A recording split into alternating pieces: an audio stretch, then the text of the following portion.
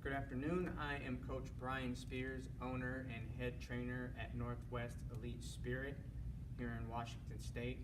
I'm here at Echo Valor Striking and MMA, where I'm the boxing coach.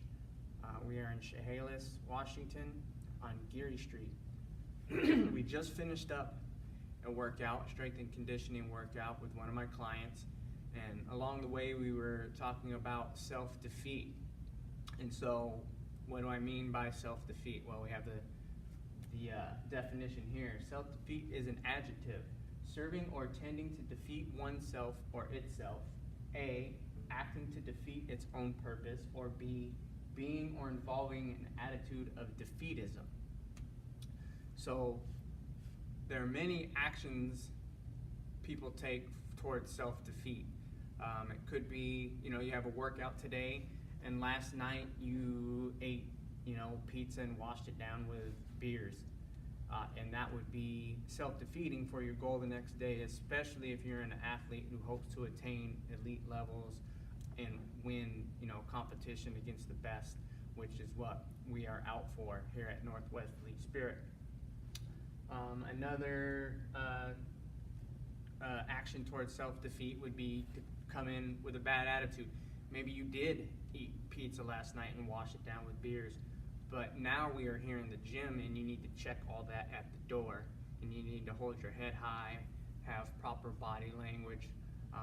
You might end up feeling kind of bad about what you did last night, so the coach says something to you and you start, you're more upset with yourself than you are with the coach, but you start having a bad attitude with him or her, and that can be represented in your body language.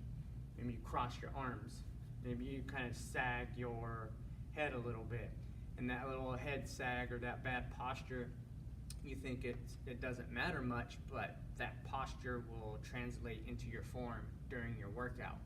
So you need to fix that attitude. Whatever the attitude is that's giving you the slump in your back and the cock in your position, you need to fix that, so when you go into the movement, you can have proper form.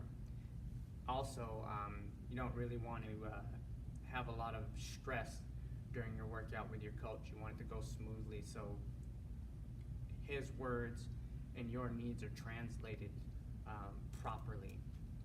In BJJ and mixed martial arts and boxing, a self-defeating attitude might be, again, you come in with a bad attitude, and so you hold your hands down for boxing, like you're just not that into it, and you're catching punches to the head, right? And that's self-defeating. Because your bad attitude, you got bad posture, bad positioning, and now you're getting punched in the head a lot. Punches to the head in mixed martial arts and boxing results in concussion, and so that's self-defeating. Concussion results in dysfunction in your cognitive abilities, and you may have to take some time off to recover from that. And if you don't, which would be another self-defeating action, you may end up with permanent damage or have to take even longer to recover.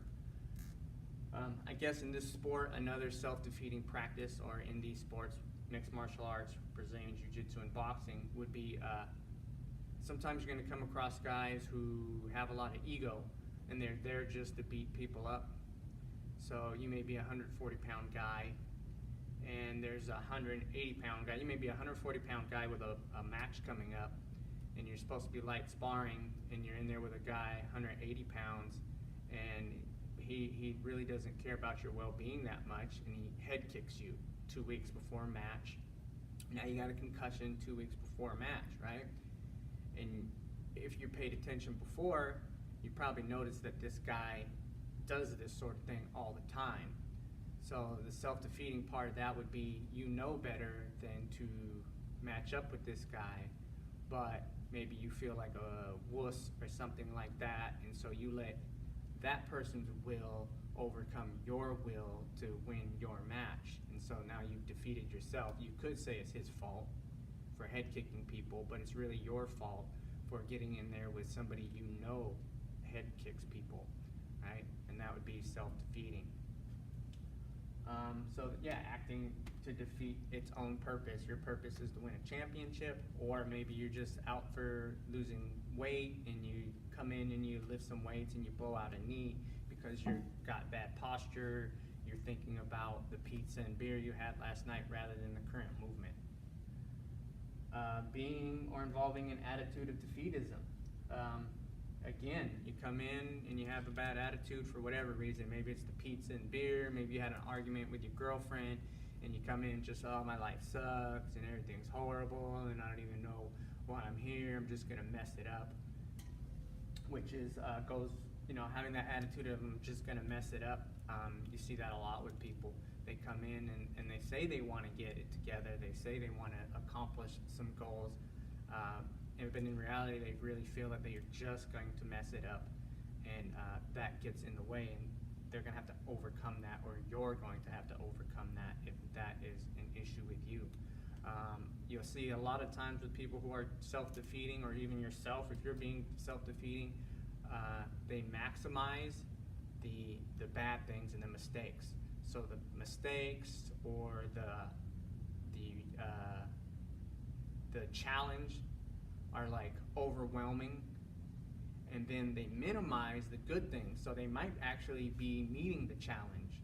They might actually be nailing technique, and so they'll maximize they'll make a disaster out of the things they don't do well or when they mess up, and they'll minimize when they do well.